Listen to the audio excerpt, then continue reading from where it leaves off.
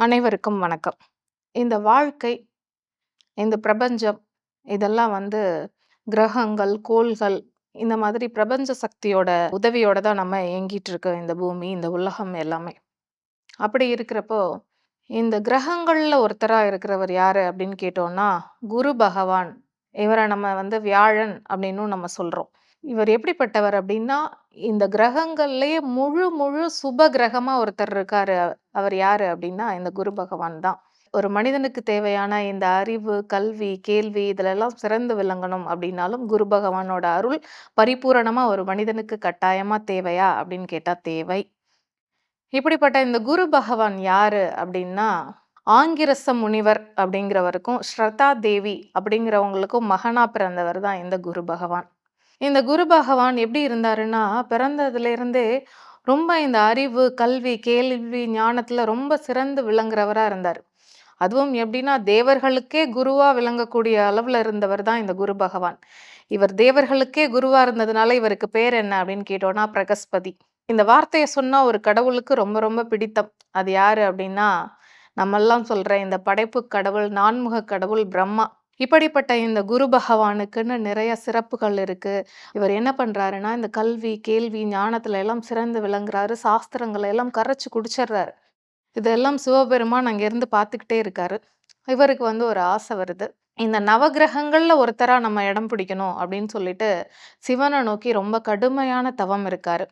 அப்படி தவம் இருக்கிற பட்சத்துல, வருடங்கள கடந்து பக்தனோட தவத்த மெச்சு கேட்கிறாரு. "அப்பா உனக்கு என்னப்பா வேணும்?" அப்படின்னு.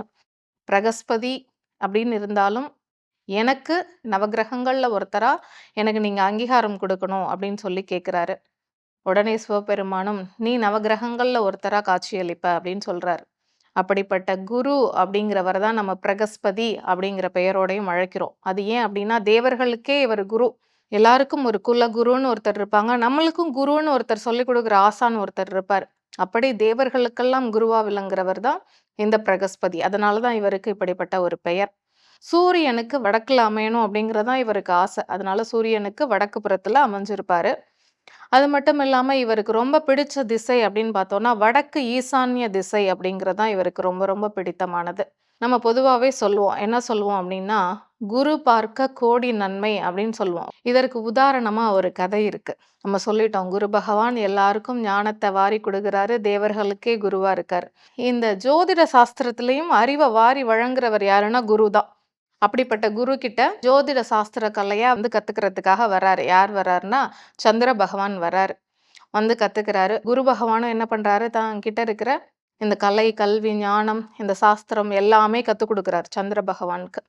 சந்திர பகவானுக்கு கத்துக்கிட்டு முடிச்ச உடனே ஒரு ஆணவம் வந்துருது. இவ்வளோ ஆணவம் இருக்கக்கூடாதுப்பான்னு புரிய வைக்கணும் அப்படின்னு ஒரு முடிவெடுக்கிறாரு. பிறந்த குழந்தையோட ஜாதகத்த குடுத்து கணிக்க சொல்றாரு. உடனே சந்திர பகவான் கணிச்சு சொல்றாரு, "1 வயது பூர்த்தி அடைந்து 2ஆம் வயது தொடங்குற அன்னைக்கு இந்த குழந்தைக்கு மரணம்" அப்படின்னு சொல்றாரு. சரி அப்படியா அப்படின்னு சொல்லிட்டு அது அப்படியே நாட்கள் கடந்துருது, ஓடிட்டுருக்கு. இப்போ ஒரு நாள் என்ன பண்றாங்கன்னா, குருவும், சந்திரனும் வானவெளியில நகர்வலம் வர்றாங்க. அப்படி நகர்வலம் வரும்போது, இந்த சந்திர பகவான் ஜாதகம் கணிச்சாரு இல்லையா ஒரு குழந்தைக்கு, அந்த குழந்தை தொட்டில்ல படுத்திருக்கு. தொட்டில்ல மேல இருந்து ஒரு பாம்பு வளைஞ்சு நெளிஞ்சு அந்த குழந்தைக்கு தேடி வருது.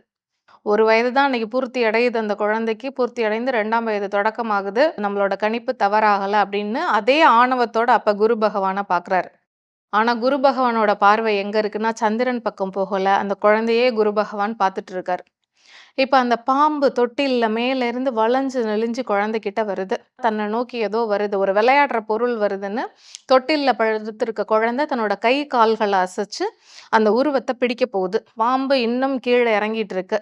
குழந்தை இன்னும் உற்சாகமா, ஆஹா! அந்த பொருள பிடிச்சு விளையாடலான்னு கை, கால ரொம்ப வேகமா ஆட்டி விளையாடுது தொட்டில்ல. இப்ப என்ன நடக்குதுன்னா, இப்படி தொட்டில்ல வந்துட்டு இருக்கும்போது, பாம்போட தலை அந்த தொட்டில் கட்டு இருக்கிற அந்த சங்கிலியில ஒரு துவாரத்துக்குள்ள போய் தலைப்பகுதி மாட்டிக்குது. தன்னோட தலைய வெளியில எடுக்கணுமே அப்படின்னு சொல்லிட்டு தன்னோட உடம்ப அப்படியே வளைக்குது பாம்பு. இத பார்த்து குஷி ஆயிடுச்சு குழந்தைக்கு. ஆஹா! ஏதோ பொருள் நம்மகிட்ட விளையாட வருதுன்னு குழந்தை இன்னும் குஷியாகி கை, கால்லாம் போட்டு அடிச்சு விளையாடுது. அப்ப என்ன பண்ணுதுன்னா, இப்படி உடம்ப முறுக்கி தலைய வெளியில எடுக்கணும்னு முயற்சி பண்ணும்போது, இந்த பாம்போட வால் பகுதி, அதே சமயம் இன்னொரு பக்கம் இருக்கிற அந்த தொட்டிலோட அந்த சங்கிலி துவாரத்துக்குள்ள மாட்டிக்குது. இப்ப தலை ஒரு பக்கம் மாட்டிடுச்சு பாம்புக்கு, வால் ஒரு பக்கம் மாட்டிடுச்சு. இப்ப எப்படியாவது தலையும், வாலையும் எடுக்கணுமேன்னு சேர்த்து உடம்ப நெளிச்சு வளைக்குது. குழந்தைக்கு தன்னோட விளையாட்டு பொருள் இன்னும் நம்மளுக்கு ஏதோ விளையாட்டு காட்டுது அப்படின்னு நினைச்சுக்கிட்டு, இன்னும் வேகமா கை கால போட்டு அசைக்குது. அப்படி அசைக்கும்போது என்ன ஆகுதுன்னா, அந்த துவாரத்துக்குள்ள பாம்பும் தன்னோட தலைய எடுக்கணும்னு முயற்சி பண்றதுனால, தலை ஒரு பக்கம் சிக்கி, வால் ஒரு பக்கம் சிக்கி, பாம்பு இறந்துருது. சந்திர பகவானுக்கு ஒரே அதிர்ச்சி. என்னடா அது குழந்தையோட விதி இப்படி வந்துச்சு, நம்மளோட கணிப்பு சரியாக போற நேரத்துல இப்படி ஒரு சம்பவம் நடக்கிறதா? அப்படின்னு சொல்லி பார்க்குறாரு குரு பகவான. குரு பகவான் குழந்தையே தான் பார்த்துட்டு இருக்காரு அப்பவும். உடனே சந்திர பகவான் கேட்குறாரு, "என்ன குரு பகவானே, நான் கணிச்சதெல்லாம் ஒண்ணும் தவறு கிடையாதே.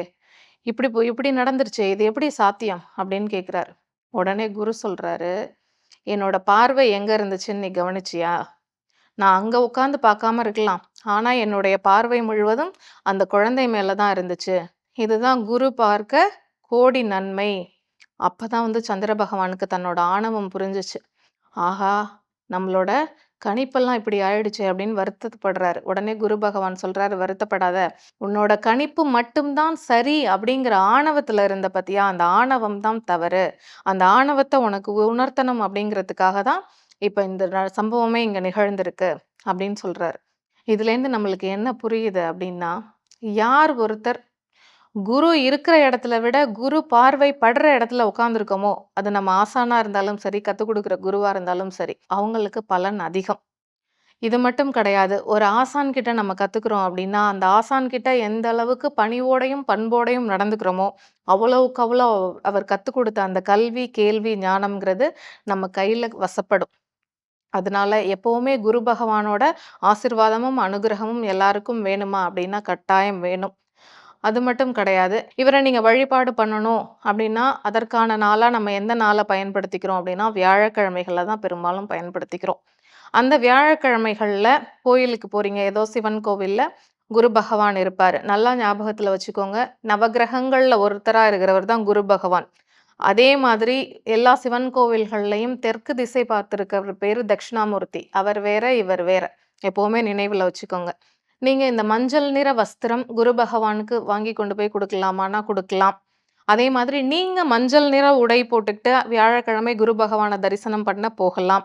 அதே மாதிரி இந்த கொண்டக்கடலை, சர்க்கரை பொங்கல், கற்கண்டு சாதம், பானகம், இந்த வெறும் சர்க்கரை, நாட்டு சர்க்கரை இதையெல்லாம் வாங்கி வழிபட்டு நீங்க அங்க வர்றவங்களுக்கும் பிரசாதமா குடுக்கலாம்.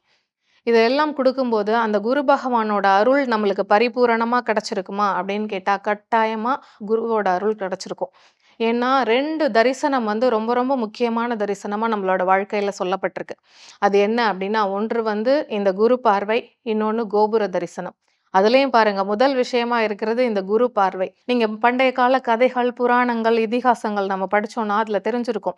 கண்டிப்பா எல்லா அரசவையிலயும் ஒரு ஜோதிடர் கட்டாயமா இருப்பார். போருக்கான நாளோ, இல்ல எந்த மாதிரியான விஷயங்கள் இருந்தாலும் முதல்ல ஜோதிடர தொடர்பு கொண்டு இந்த நாள்ல செய்யலாமா அப்படின்னு கேட்பாங்க. அவருக்கு பேரே ஜோதிட குரு, முதன்மை குரு அப்படின்னு சொல்லி அரசவையில வச்சிருந்தாங்க. ஏன்னா, குருவோட ஆசீர்வாதமும், அனுமதியும் ரொம்ப ரொம்ப முக்கியம் ஒரு நாட்டோட வளர்ச்சிக்கும், முன்னேற்றத்திற்கும். அதனால பெரும்பாலும் இந்த நாட்டை ஆளக்கூடிய தன்மை வாய்ந்தவங்களுக்கெல்லாம் இந்த குருவோட அனுகிரகம் பரிபூரணமா இருக்கும். அப்படிப்பட்ட இந்த குரு பகவான நம்ம எப்படியெல்லாம் வணங்கணும், எப்படியெல்லாம் அவருக்கான மரியாதைய செலுத்தணும் அப்படின்னு நம்ம தெரிஞ்சுக்கிட்டோம். இது மட்டும் இல்லாம இந்த குரு நம்ம கத்துக் கொடுத்த ஆசிரியரா இருக்கலாம். நீங்க ஏதாவது ஒரு உயர்கல்வி படிக்கலாம். இல்ல ஏதாவது ஒரு கலைய நம்மளுக்கு கத்துக் கொடுத்த குருவா கூட இருக்கலாம். அப்படிப்பட்ட குரு கிட்ட நம்மளோட மரியாதை கலந்த அன்பை கொடுத்து அவங்க கிட்ட இருந்து ஆசிர்வாதத்தை வாங்கிக்க வேண்டியது ரொம்ப ரொம்ப அவசியம். அப்படிப்பட்ட குரு பகவான இனிமேல் வரக்கூடிய வியாழக்கிழமை தோறும் வணங்க தவறிடாதீங்க. நீங்க கோயிலுக்கு போய் தான் வணங்கணும்னு இல்ல. வீட்ல இருந்தபடியே கூட குரு பகவானே இன்னைக்கு நாங்க உங்கள இந்த இடத்துல இருந்து வணங்குறோம். நேரம் கிடைக்கும்போது மறுபடியும் கோவிலுக்கு போய் வணங்குறோம் அப்படின்னு மாதத்துல குறைந்தது ஒரு வியாழக்கிழமையாவது குரு பகவானை வணங்கக்கூடிய வாய்ப்பை கட்டாயமா ஏற்படுத்திக்கோங்க. அந்த குரு பகவானோட அருள் இந்த பிரபஞ்சம் முழுவதும் இருக்கிற எல்லாருக்குமே கிடைக்கட்டும் அப்படின்னு நானும் அந்த குரு பகவான் கிட்ட இந்த நேரத்துல வேண்டி கேட்டுக்கிறேன். நன்றி, வணக்கம்.